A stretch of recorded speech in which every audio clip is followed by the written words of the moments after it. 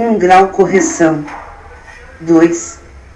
Mas, necessariamente, a noção do purgatório deveria ser incompleta, porque apenas conhecendo a penalidade do fogo fizeram dele um inferno menos tenebroso, visto que as almas aí também ardem, embora em fogo mais brando.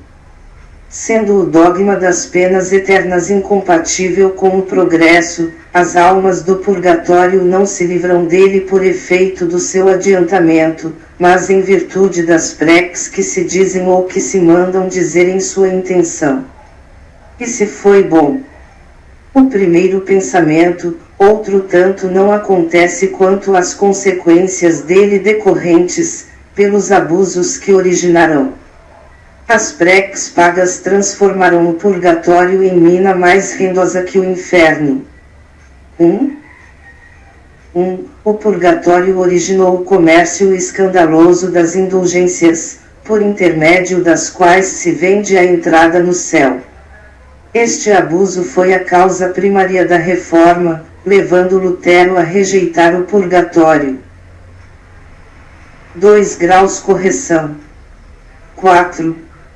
Em cada existência, uma ocasião se depara à alma para dar um passo avante, de sua vontade depende a maior ou menor extensão desse passo, franquear muitos degraus ou ficar no mesmo ponto. Neste último caso, e porque cedo ou tarde se impõe sempre o pagamento de suas dívidas, terá de recomeçar nova existência em condições ainda mais penosas, porque a uma nódoa não apagada ajunta outra nódoa. É, pois, nas sucessivas encarnações que a alma se despoja das suas imperfeições, que se purga, em uma palavra, até que esteja bastante pura para deixar os mundos de expiação como a terra, onde os homens expiam o passado e o presente, em proveito do futuro. Contrariamente,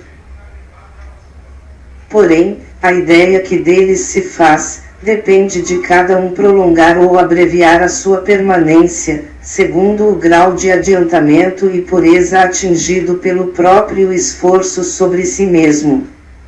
O livramento se dá, não por conclusão de tempo nem por alheios méritos, mas pelo próprio mérito de cada um, consoante estas palavras do Cristo, a cada um, segundo as suas obras, palavras que resumem integralmente a justiça de Deus. 5. Aquele, pois, que sofre nesta vida pode dizer-se que é porque não se purificou suficientemente em sua existência anterior, devendo, se o não fizer nesta, sofrer ainda na seguinte. Isto é ao mesmo tempo equitativo e lógico. Sendo o sofrimento inerente à imperfeição, tanto mais tempo se sofre quanto mais imperfeito se for. Da mesma forma, porque tanto mais tempo persistirá uma enfermidade quanto maior a demora em tratá-la. Assim é que, enquanto o homem for orgulhoso, sofrerá as consequências do orgulho, enquanto egoísta, as do egoísmo. 3 graus correção. 7. Considerando-se quão grande é o sofrimento de certos espíritos culpados no mundo invisível, quanto é terrível a situação de outros, tanto mais penosa pela impotência de preverem o termo desses sofrimentos, poder-se-ia dizer que se acham no inferno, se tal vocábulo não implicasse a ideia de um castigo eterno e material. Mercê, porém, da revelação dos Espíritos e dos exemplos que nos oferecem, sabemos que o prazo da expiação está subordinado ao melhoramento do culpado. 4 graus correção.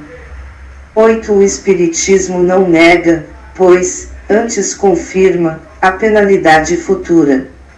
O que ele destrói é o inferno localizado com suas fornalhas e penas irremissíveis. Não nega, outrossim, o purgatório, pois prova que nele nos achamos, e definindo-o precisamente, e explicando a causa das misérias terrestres, conduz à crença àqueles mesmos que o negam. Repele as preces pelos mortos. Ao contrário, visto que os espíritos sofredores a solicitam, eleva-as a um dever de caridade e demonstra a sua eficácia para os conduzir ao bem e, por esse meio, abreviar-lhes os tormentos. 1. Falando a inteligência, tem levado a fé a muito incrédulo, incutindo a prece no ânimo dos que a escarneciam.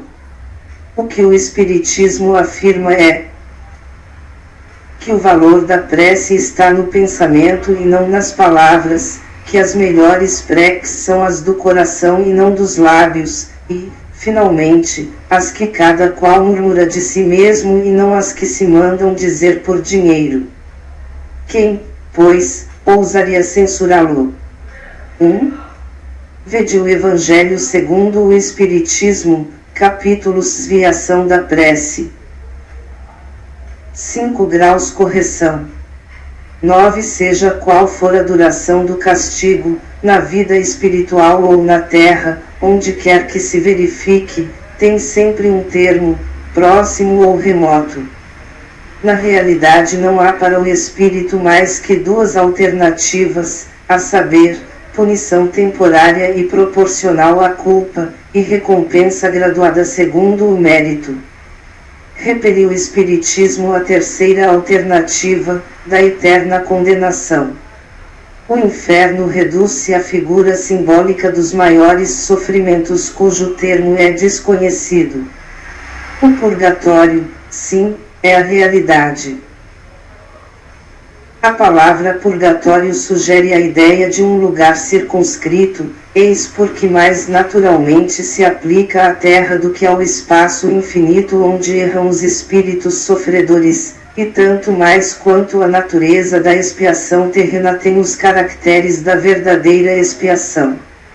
Melhorados os homens, não fornecerão ao mundo invisível senão bons espíritos, e estes, encarnando-se, por sua vez só fornecerão à humanidade corporal elementos aperfeiçoados. A terra deixará, então, de ser um mundo expiatório e os homens não sofrerão mais as misérias decorrentes das suas imperfeições. Aliás, por esta transformação, que neste momento se opera, a terra se elevará na hierarquia dos mundos. 2. Idem, capítulo. Terceira progressão dos mundos.